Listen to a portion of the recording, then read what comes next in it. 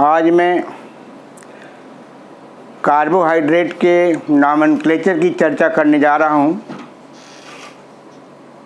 Carbohydrate का nomenclature दूसरे organic compound के नॉमेनक्लेचर जैसा नहीं है, क्योंकि आपको पता है कि ऑर्गेनिक कंपाउंड के नॉमेनक्लेचर के लिए रूट वर्ड, प्राइमरी सफिक्स और सेकेंडरी सफिक्स का प्रयोग किया जाता है।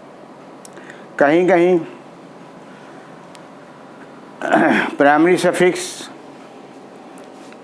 और रूट वर्ड से काम चल जाता है, कहीं कहीं प्राइमरी सफिक्स, रूट वर्ड और सेकेंडरी सफिक्स की सहायता से ऑर्गेनिक कंपाउंड का नाम लिखा जाता है, जैसा आप जानते हैं। लेकिन कार्बोहाइड्रेट के केस में ऐसा नहीं होता। कार्बोहाइड्रेट का एक जनरल नॉमेनक्लेचर है और उस नॉमेनक्लेचर की जो मुख्य पहचान है कि ऐसा कंपाउंड जिसके लास्ट में ओज लगा होता है, ओज OSC लगा होता है, वो कार्बोहाइड्रेट कहलाता है। तो जैसे आप नाम सुने होंगे ग्लूकोज, फ्रुक्टोज, गैलेक्टोज, मैनोज, इन सब के अंत में OSE लगा हुआ है। तो ऑर्गेनिक कंपाउंड जिसके लास्ट में OSE लगा हुआ है, यानी ओस लगा हुआ है, ऐसे कंपाउंड कार्बोहाइड्रेट फैमिली को बिलोंग करते हैं। तो हम शुरू करते हैं। कार्बोहाइड्रेट का मेरा सेकेंड लेक्चर है, लेक्चर 2 है। नॉमेनक्लेचर इसका सब्जेक्ट है। इस नॉमेनक्लेचर में हम लिख सकते हैं कि carbohydrates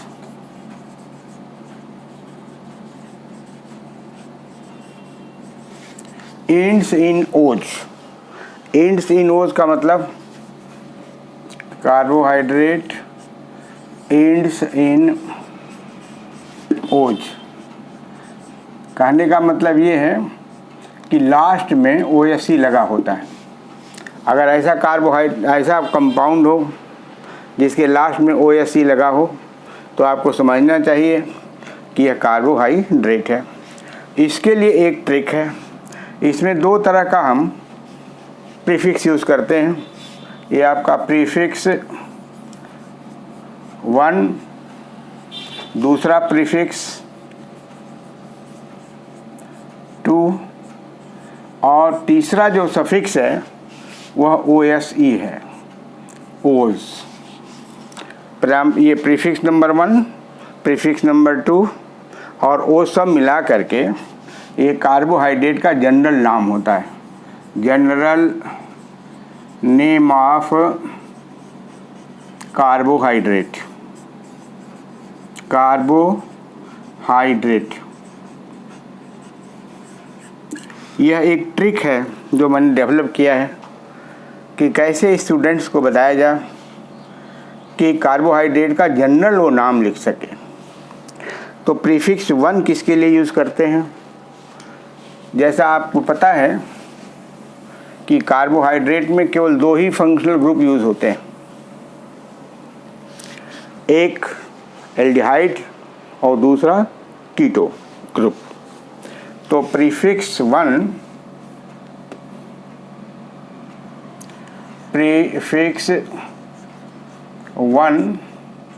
represents the functional group, represents the functional group।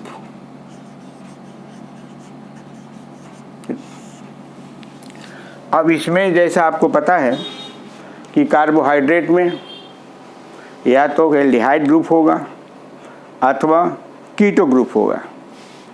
तो प्रीफिक्स 1 अगर यहाँ पर ग्रुप हम लिखें और उस ग्रुप के लिए प्रीफिक्स लिखें, प्रीफिक्स 1 ऐसा। अगर यहाँ का ग्रुप CHO है, CHO ग्रुप यानी एल्डिहाइड ग्रुप है, तो इसके लिए जो प्रीफिक्स यूज होता है वह होता है एल्डो। अल नहीं होगा, ये IUP सिस्टम में अल यूज़ करते हैं, लेकिन कार्बोहाइड्रेट केमिस्ट्री में CHO के लिए एल्डो शब्द का प्रयोग किया जाता है। दूसरा इसका ग्रुप है कीटो ग्रुप। अगर कीटो ग्रुप इसके अंदर प्रेजेंट है तो इसके लिए जो प्रीफिक्स यूज़ होता है वह कीटो ही लिखा जाता है। फिर प्रीफिक्स नंबर 2 है, ये रिप्रेजेंट करता है नंबर ऑफ कार्बन एटम्स के लिए। Prefix 2 represents the number of carbon atom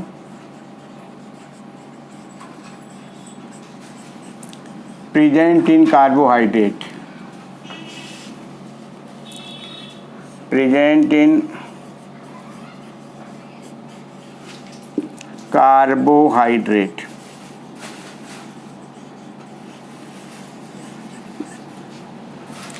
अगर यहाँ पर नंबर ऑफ कार्बन एटम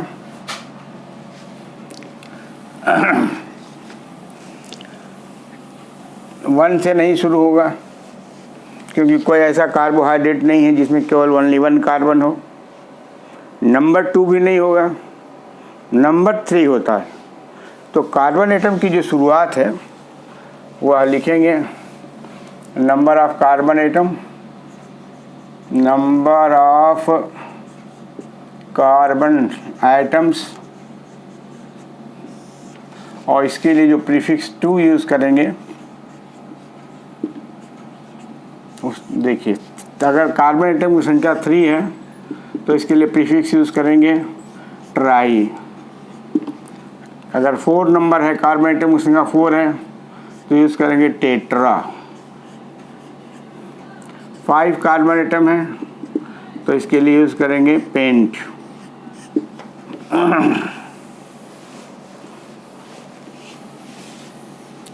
अगर कार्बन एटम की संख्या 6 है तो इसके लिए यूज़ करेंगे हेक्स। तो इस तरह से जब आपको प्रीफिक्स 1 की जानकारी हो गई, प्रीफिक्स 2 की जानकारी हो गई और लास्ट में ओज लिखा हुआ है, तो इन तीनों को जब ऐड किया जाएगा तब कार्बोहाइड्रेट का एक जनरल नाम उभर कर आएगा। जनरल नाम मैं कह रहा हूँ, पर्टिकुलर नाम नहीं, जनरल नेम ऑफ कार्बोहाइड्रेट प्रकट हो जाएगा। जैसे गिवन है, एक क्वेश्चन के फॉर्म में मैं लिखता हूँ, ये आपका क्वेश्चन है।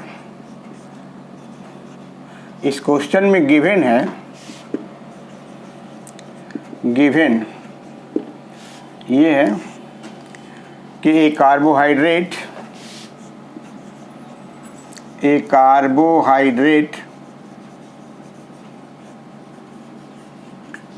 has an aldehyde and 3 carbon, an aldehyde group and 3 carbon atoms, 3 carbon atoms, ये गिवन है। A carbohydrate has an aldehyde group and 3 carbon atom. Name the carbohydrate in general, name the carbohydrate in general. Particular नहीं, general नाम क्या होगा, ये प्रश्न है। Name the carbohydrate in general, ये क्वेश्चन है दिया हुआ है। अब आपका प्रीफिक्स 1 ऐसे कैसे सोल्यूशन इसका होगा, सोल्यूशन तो प्रीफिक्स 1 प्लस प्रीफिक्स 2 प्लस ओज, ये आपका जनरल नाम हो जाएगा, जनरल नेम ऑफ कार्बोहाइड्रेट। ये गिवन है आपका प्रीफिक्स एल्डिहाइड ग्रुप है, तो एल्डिहाइड के लिए क्या यूज़ करते हैं, एल्डो। तो यहाँ हो जाएगा एल्डो, एल्डिहाइड ग्रुप का एल्डो हो जाएगा। कार्बन एटम की संख्या कितनी है, 3 है, तो कार्बन एटम की संख्या 3 कार्बन्स है, तो 3 कार्बन्स के लिए ट्राई प्लस ओज हो जाएगा ये। तो इसका नाम क्या हो जाएगा? एल्डो ट्राई ओज, ये इसका नाम हो जाएगा एल्डो ट्राई ओज। तो एल्डो ट्राई ओज का अगर लिखा है तो आप क्या बता पाएंगे कि यह एक ऐसा कार्बोहाइड्रेट है जिसमें एल्डिहाइड ग्रुप है और 3 कार्बन आइटम्स हैं। तो एल्डो ट्राई ओज, ये ट्राई आया है फॉर 3 कार्बन, ऑलरेडी लिखा हुआ है।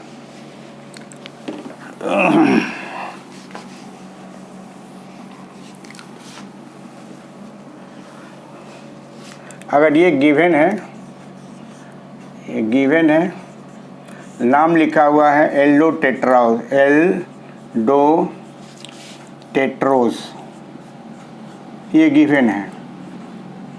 इसका मतलब क्या? गिवन है एल्डो टेट्रोज, ये क्या रिप्रेजेंट करता है कि इसके अंदर एल्डिहाइड ग्रुप है, नंबर ऑफ कार्बन आइटम कितना है? 4 है और ओज है।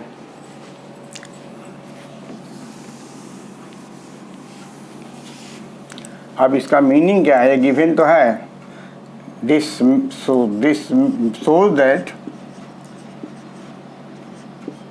shows that given कार्बोहाइड्रेट, कैसे जाना कि ये कार्बोहाइड्रेट है?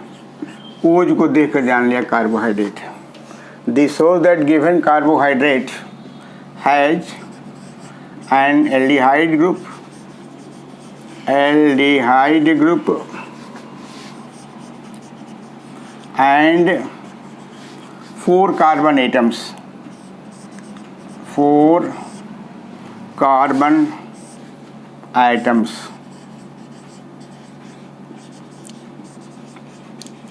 ऐसा यदि लिखा है दूसरा फिट गिवन है एल्डो पेंटोस,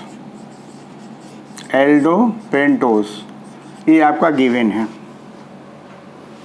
तो एल्डो रिप्रेजेंट करता है CHO को, पेंट रिप्रेजेंट करता है 5 कार्बन एटम्स को और ओज रिप्रेजेंट करता है कार्बोहाइड्रेट को। तो अगर इसको हम 3 डिवीजन करें इसमें, प्राइमरी सफिक्स 1, प्राइमरी सफिक्स 2 और ओज, तो एल्डो क्या रिप्रेजेंट करेगा? Represents aldehyde group, represents CHO group,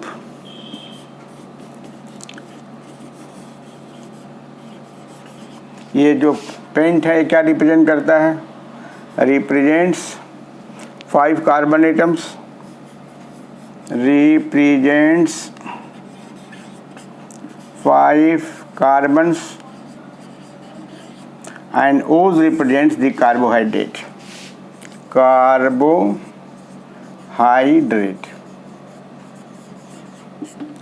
तो अगर ये लिख दिया हुआ है एल्डो पेंटोस, ये गिवन है, ये जैसे ये ऊपर का ये गिवन है, तो एल्डो पेंटोस का मतलब है कि इस कार्बोहाइड्रेट में एल्डिहाइड ग्रुप उपस्थित है, 5 कार्बन एटम्स है और ओज रिप्रेजेंट करता है कार्बोहाइड्रेट।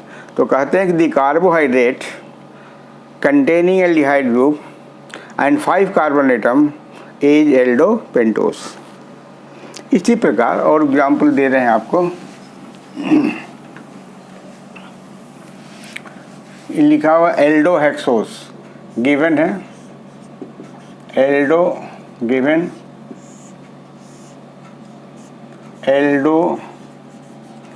हेक्सोस, ये देख कर आप बता सकते हैं कि इसके अंदर क्या है? एल्डिहाइड ग्रुप है, 6 कार्बन एटम्स है और कार्बोहाइड्रेट है। इसको आप चाहें तो ऐसे डिवीजन कर दीजिए। ये फॉर CHO के लिए, फॉर CHO ग्रुप एल्डो है, 6 कार्बन के लिए हेक्स है, 6 कार्बन एंड ओज कार्बोहाइड्रेट है,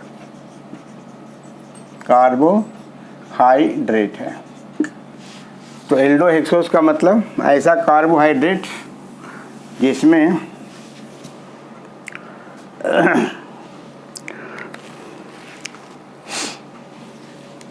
This shows that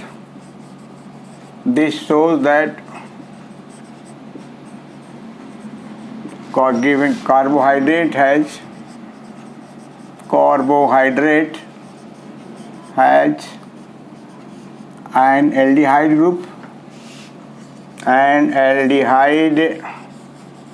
group, and CHO with 6 carbon atoms,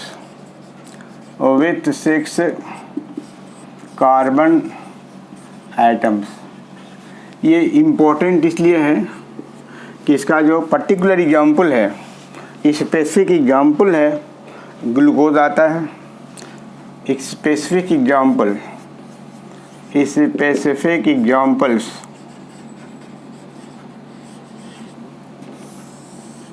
of एल्डोहेक्सोस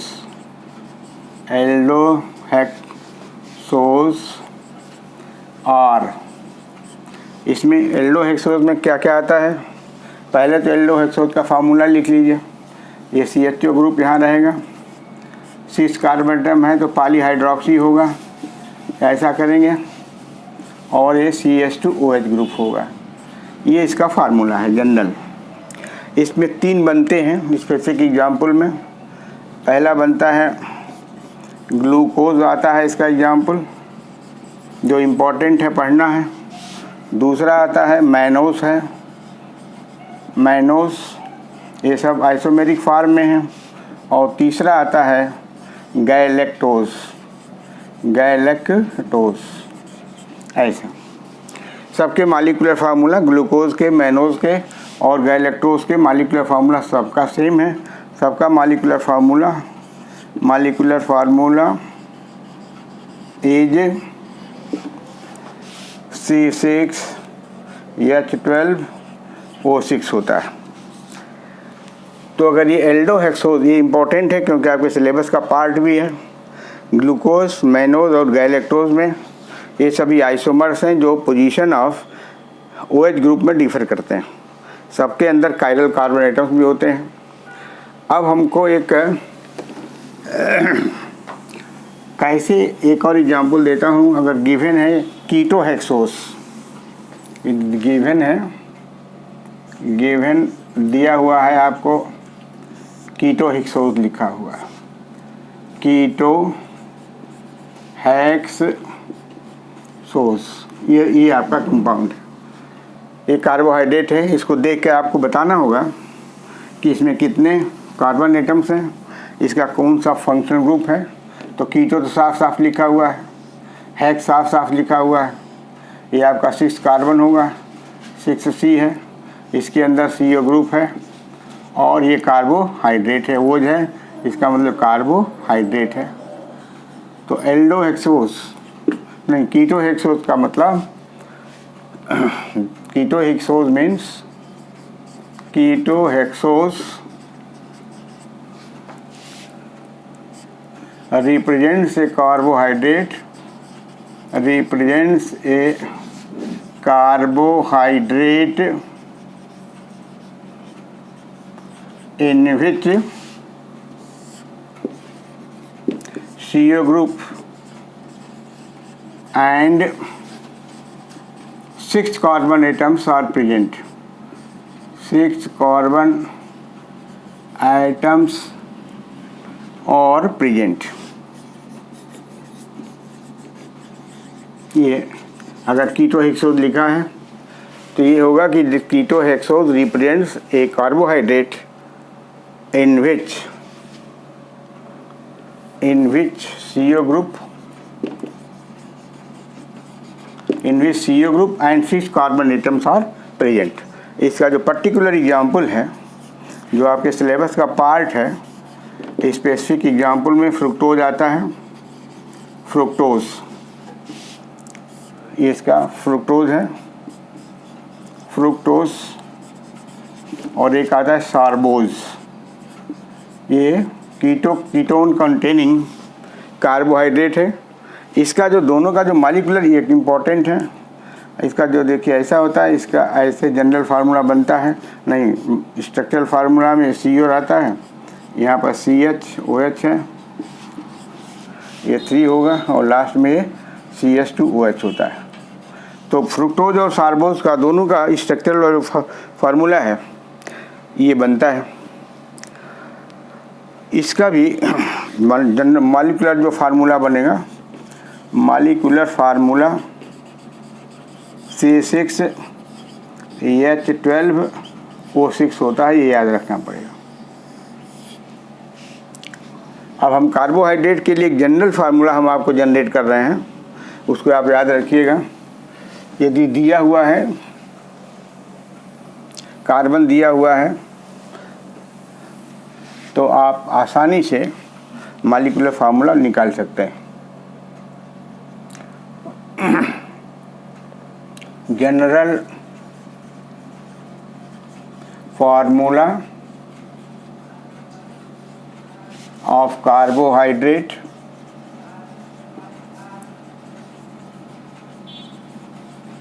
is, ये है CnH2O और N हो जाएगा। ये इम्पोर्टेंट है, जानना चाहिए। N is number of carbon atom, where N बराबर number of carbon atom, number of C atoms. इससे फंक्शनल ग्रुप का पता तो नहीं चलेगा, लेकिन जनरल फार्मूला कार्बोहाइड्रेट का पता चल जाएगा। If N is 4, then formula क्या होगा, C4H8O4 हो जाएगा। यहाँ पर N से 4 से मल्टीप्लाई करेंगे तो H8O4 हो जाएगा। If N is 5, then C5H10O5। if N is 6, then C6H12O6। यह एक हेल्पफुल होगा मॉलिक्यूलर फार्मूला ज्ञात करने के लिए। तो नॉमेनक्लेचर के संदर्भ में इतना ही सफिशिएंट है, क्योंकि लड़के जो है कंफ्यूज करते हैं। अगर एल्डो ट्रायोज लिखा हुआ है, कंफ्यूज हो गए। तो एल्डो ट्रायोज का मतलब क्या हुआ, ऐसा कार्बोहाइड्रेट जिसमें एल्डिहाइड ग्रुप है और 3 कार्बन एटम है। अगर एल्डोपेंटोज है, इसका मतलब क्या हुआ, तो ऐसा कार्बोहाइड्रेट है जिसमें एल्डिहाइड ग्रुप है, 5 कार्बन एटम्स है। तो ये सफिशिएंट है नॉमेनक्लेचर के लिए। लेकिन ये पर्टिकुलर नाम जो है किसी भी पर्टिकुलर कार्बोहाइड्रेट का नाम नहीं है, बल्कि जनरल नाम है, ताकि लड़का यह समझ सके कि यह जो कंपाउंड दिया हुआ है वो किस क्लास का कंपाउंड है। Thank you very much.